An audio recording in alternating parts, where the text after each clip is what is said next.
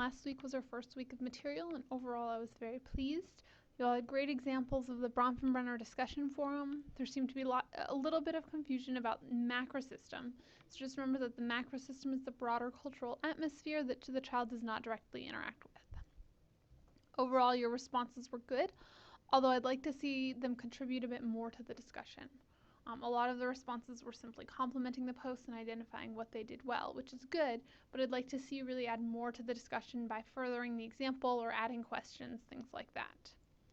A few of you also did a really excellent job responding to people who posted on your initial post and got some good discussion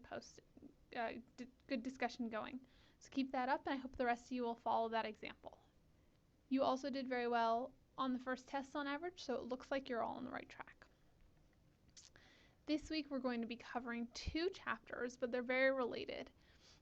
And also you only need to do a very small portion of chapter 2, all of it except for page 53 to 65, which is the majority of it. So that shouldn't be too bad. I've got PowerPoints posted for both chapters, and then there's just one discussion forum that'll cover both chapters.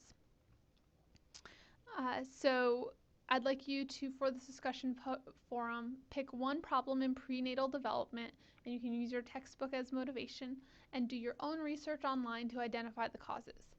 Be sure to answer all 3 of the questions, so talking about the influence of genes, environments, and teratogens, the prevalence, and the prognosis. And be sure to answer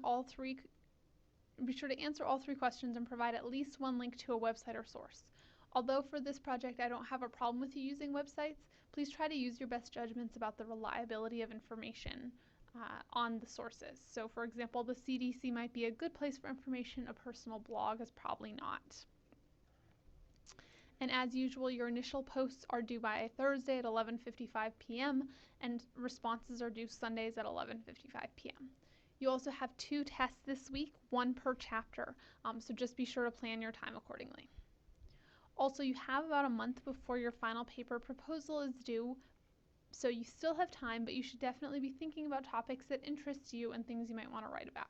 If you haven't already, there's final paper information up here in the general information section, and there's a rubric and requirements that you should go through. So take a look at this information. Let me know if you have questions. I think that's about it, so have a great week.